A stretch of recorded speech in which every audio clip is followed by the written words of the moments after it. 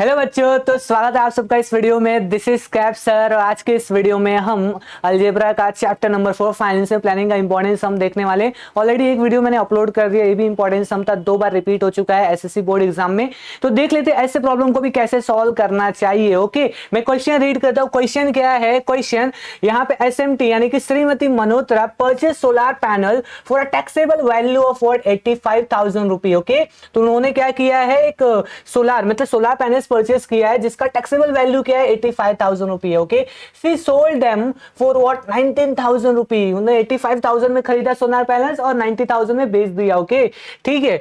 तो rate of GST, okay, क्योंकि उन्होंने खरीदा और बेचा तो वहां पे जीएसटी आ जाएगा, उन्हें जीएसटी पे करना पड़ेगा, टैक्स पे करना पड़ेगा गवर्नमेंट को। तो यहाँ पे the rate of GST is what, 5%। 5%। Find the what ITC. ITC का मतलब होता है input tax credit of what, Shrimati Malhotra. Okay, तो उनका इनपुट टैक्स क्रेडिट कितना होगा वो पता करना है। And what is the amount of GST payable by her. Okay, यहां पे देखोगे 5% लग रहा है, बट एक्चुअल में उन्हें कितना अमाउंट, कितना रुपी पे करना पड़ेगा एज अ जीएसटी, वो हमें पता करना है। और आईटीसी हमें कैलकुलेट, यहाँ पे आईटीसी कैलकुलेट करना है, यानी कि इनपुट टैक्स क्रेडिट कैलकुलेट करना है। बहुत ईजी है, इसमें कुछ चीजें हमें पहले आइडेंटिफाई करना पड़ेगा, क्वेश्चन में क्या क्या है उसके बेसिस पे मैं आपको फॉर्मूला बताऊंगा और इजीली कर सकते हो। तो चलो फटाफट सॉल्व करते हैं इसको। ओके, ठीक है, इसको सॉल्व करते हैं बच्चों।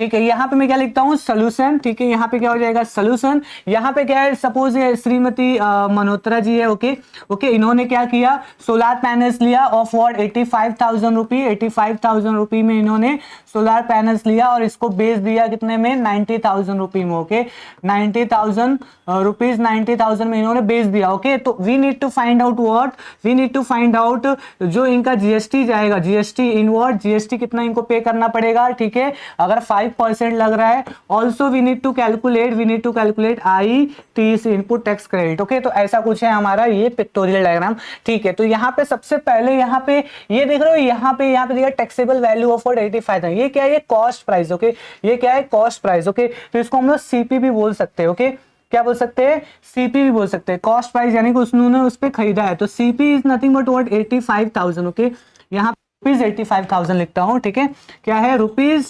85,000।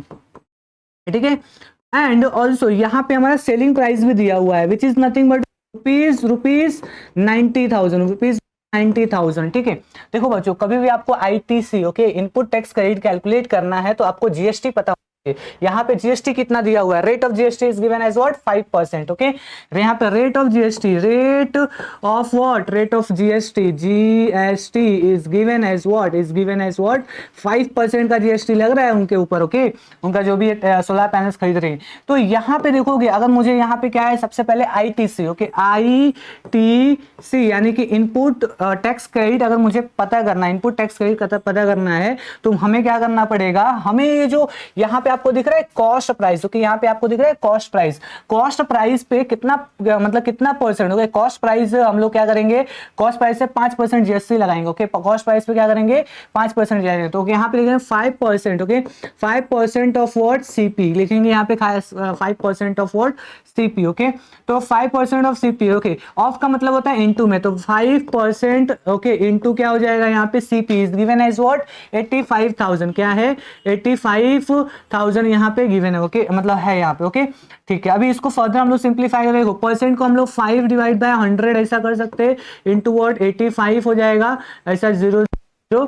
ठीक है, ये 0 और ये 0 कैंसिल, ये 0 कैंसिल। अभी इसको मल्टीप्लाई कर देते हैं। ठीक है बच्चों, इसको क्या करते हैं, मल्टीप्लाई करते हैं, देखते हैं कितना आता है। ओके, यहाँ पे एक 0 हो जाएगा, 5 5 जा कितना हो जाएगा, 25, 2 कैरी, 5 8 जा 42 हो जाएगा, 4,000। ओके, कितना आ रहा है, 4,250 रुपी आ रहा है। ओके, 50 रुपी आ रहा है। ये क्या हो रहा है, आईटीसी आ रहा है, क्या आ रहा है, आईटीसी आ रहा है। ओके, ये आ रहा है टीसी। ओके, देखो हमें यहाँ पे फर्स्ट जो पूछा था वो हो गया, मतलब मिसेस यहाँ पे श्रीमती मल्होत्रा को आईटीसी मतलब यहाँ पे इनपुट टैक्स क्रेडिट कितना आ रहा है उनका, 42 मतलब 4,250 रुपीज आ रहा है। Okay, 4,250 rupees.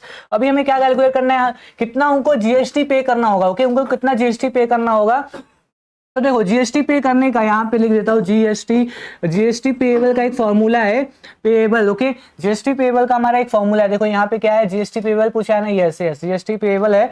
तो यहाँ पे जीएसटी पेएबल का एक फॉर्मूला है। क्या फॉर्मूला है वो आपको बताता हूँ। क्या होता है, आपको output tax, okay output, okay output tax को माइनस करना पड़ेगा। मतलब आउटपुट टैक्स में से आपको आईटीसी, ओके जितना भी आईटीसी है वो माइनस करना पड़ेगा, तो आपको जीएसटी पेएबल मिलेगा। यहाँ पे देखोगे आईटीसी तो पता चला, आउटपुट टैक्स कैसे पता करोगे।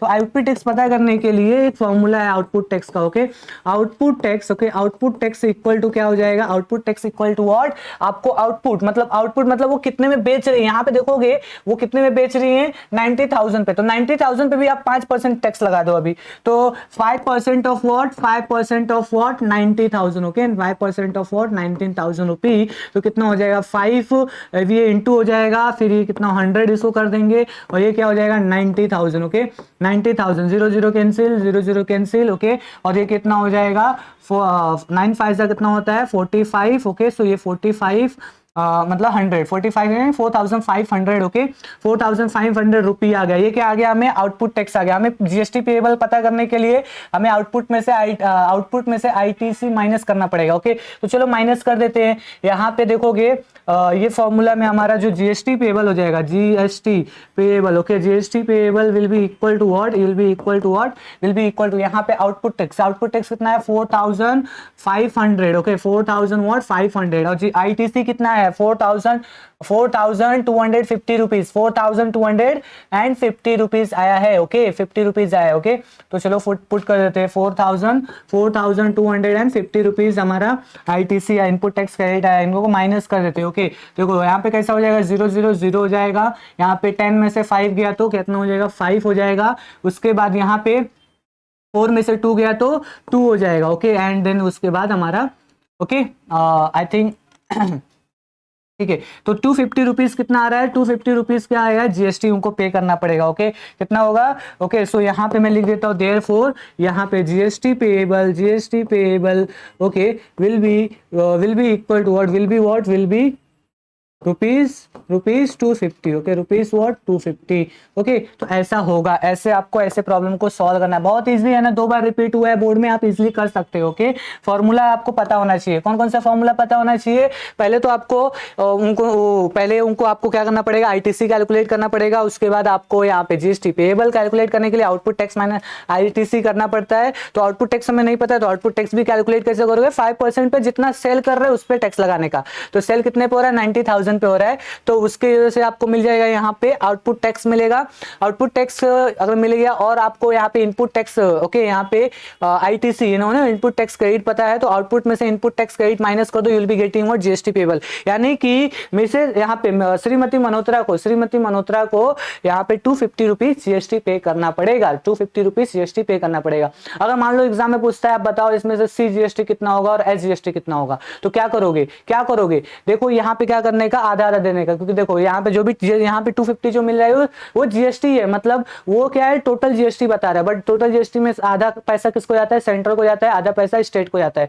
तो इसमें से क्या हो जाएगा 125 स्टेट गवर्नमेंट के पास जाएगा, मतलब स्टेट एस जीएसटी हो जाएगा, और आधा पैसा सेंट्रल के पास जाएगा, इसको हम लोग बोलेंगे सी जीएसटी। ओके ठीक है, तो ऐसे हम लोग को ऐसे प्रॉब्लम को सॉल्व करना है। ठीक है, इसका बच्चों जो पीडीएफ नोट्स है वो आपको दिनेश सर ऐप डाउनलोड करना है प्ले स्टोर से। उसके बाद डाउनलोड करने के बाद वहां पे एक स्टडी मटेरियल रहेगा, उसमें जाओ और वहां पे आप आईएमपी टेस्ट करके आईएमपी क्वेश्चन करके एक फोल्डर है ओके फॉर 10th स्टूडेंट, तो वहां से आप डाउनलोड कर सकते हो, रेफर कर सकते हो। ठीक है, अगर आपको ये स्टेप नहीं समझा तो मम्मी या फिर कोई एक बड़े भाई को अपने बताओ, तो वो लोग आपको डाउनलोड करके बता देंगे, आप वहां से आप रेफर कर सकते हो। ठीक है, till then keep learning, keep practising, bye, all the best.